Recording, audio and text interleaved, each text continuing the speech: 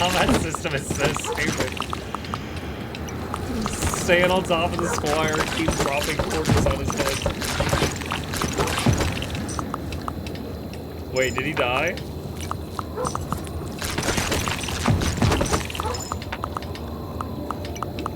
No, he's still there. But for some reason, the archers got in front of the squires, and a bunch of archers just died. Like, a ton of archers just died. Because, look, this squire's running away. So for no apparent reason, the squires got behind the archers. And then the archers died, and now the squires are running away because they're dead. Because nighttime is coming? The squires ran behind the archers because nighttime's coming? Come on. That's pretty stupid.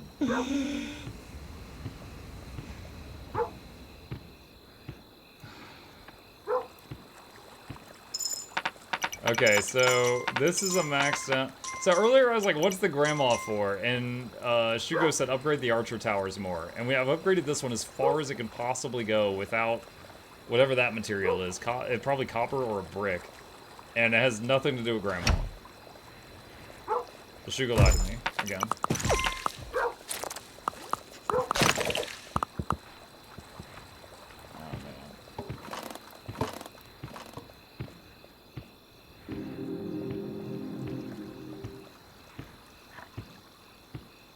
Back here. Wow, that guy had a lot of gold. Holy crap. It's going into the lake, there's so much.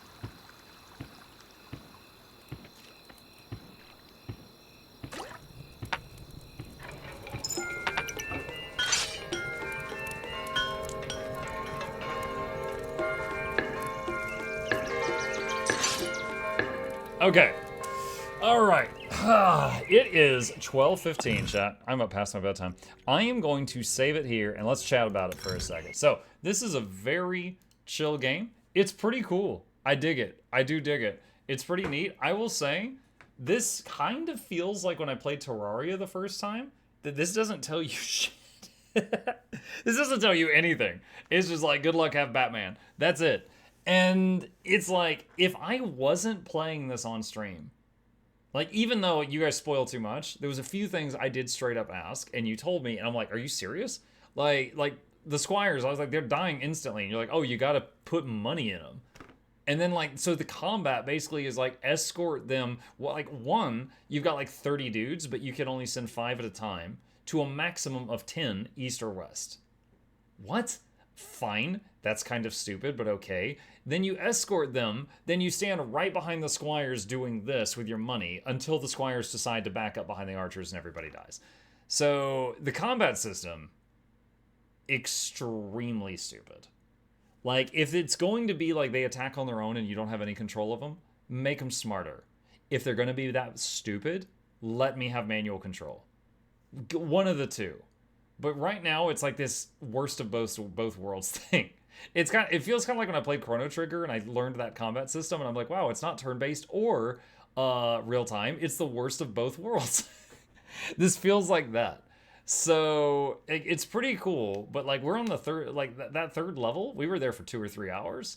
And part of that was just because like I didn't understand the trick to the little camps where you leave 2 trees on each side of the camp, and then it spawns a dude that you can buy for 1 gold periodically. And when you go back to, if you hire dudes in town, they're 5 gold. So, and then during winter, you have like almost no income.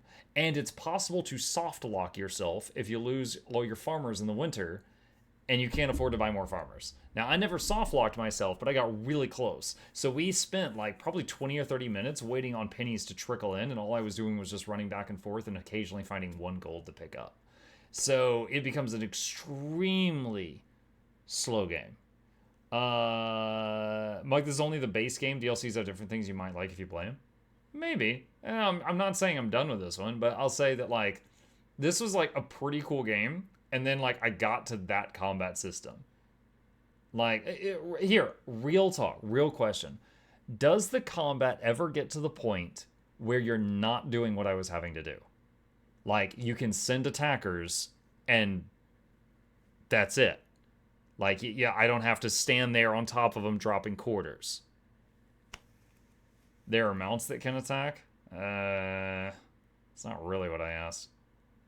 You want to send an attack after a Blood Moon, basically. For the base game, it's basically that. That really... Dude, like, I like this game as a whole, but that system, I really dislike. Like, again, either make them smart enough that them operating on their own is fine, or let me have manual control if they're going to be this stupid.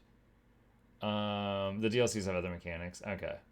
Well, in any case, you know what? It was fun to try it. It was fun to try it, and it reminded me a lot of... I said Ratopia. It was Ratropolis. This was it. This was a game that we played once in the past, a long time ago. May have to revisit. And I feel like it's very similar, but it also had deck builder. But look, it's like you build a city, and you make workers, and you build walls on the left and the right side and stuff like that. So it is a 2D base builder, just like what we were doing, but it's also a deck builder at the same time. And it kind of gave me the itch to go try this again and see what's changed on this one. Because I never got terribly far in this one, but this one also had different leaders, and the different leaders have different strengths and weaknesses and stuff like that. So I could totally do to revisit the... Oh, it's freaking $4.49 right now, if any of you care. I already own it, but it's apparently 75% off. But yeah, anyway, the game we tried tonight, definitely very interesting. If I were like, trying to be like, oh yeah, this is what I would like them to change for this to be a much better game for me, that combat system is the number one thing. I also totally respect a game that has a very minimal HUD. Kingdom Come Deliverance 1 and 2, I just played both of those, and they give very minimal information on the HUD.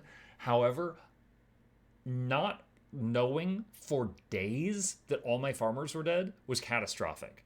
Like, if they're not going to have a HUD that has that information, have it to where I can occasionally like hold, I don't know, like tab or alt, and then like the HUD comes in and then goes away when you release it.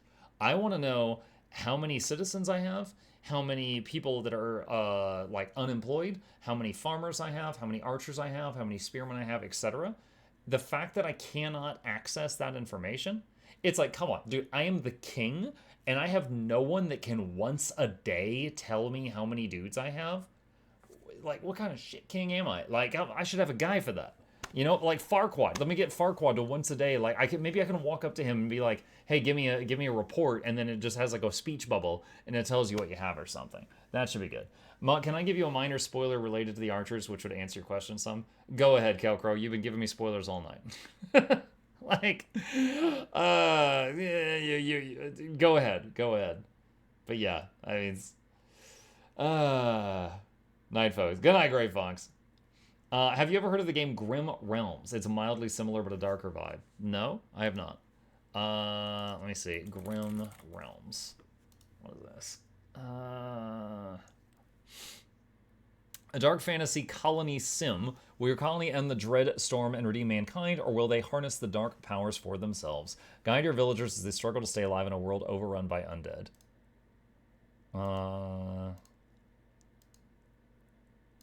Very, very simple graphics, but yeah, I could totally see the similarity already.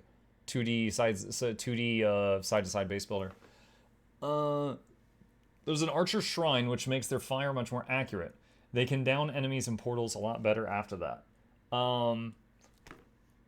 When you activate a shrine, does that affect the whole campaign or only the map that you're on?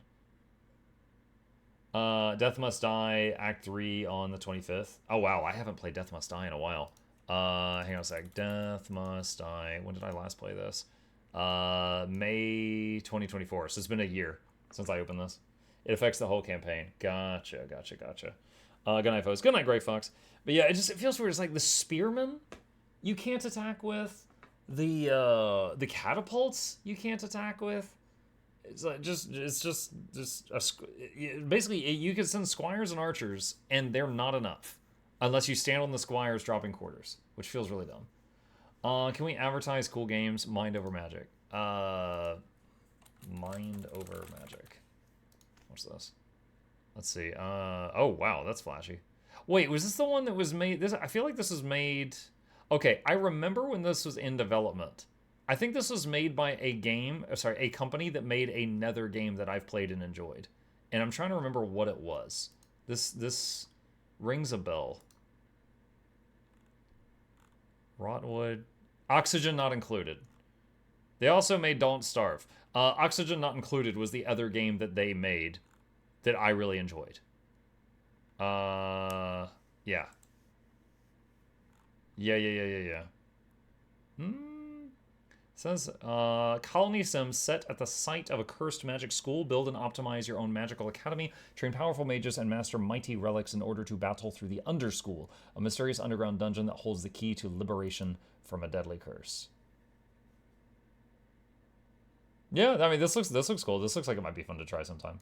But focusing on the here and now, that was us trying out Kingdom 2 Crowns. Again, pretty cool game, but there's a couple of things in it that like really kind of because it's like, you know, if I do an attack during the winter and it fails, I might be sitting there for 30 minutes to an hour to scrounge together the coins to try again. That's steep. That's a lot. So I don't know if I'm going to play Kingdom 2 Crowns again. This is the kind of game where if they just made a few small tweaks to it, it might be more for me. So I'm definitely going to keep an eye on it. But if they don't, that's fine. I might just not be the target audience. You know, I'm not like going to scream from the rooftops that they need to change something. But with that, we are going to pause it here and maybe revisit it again another time.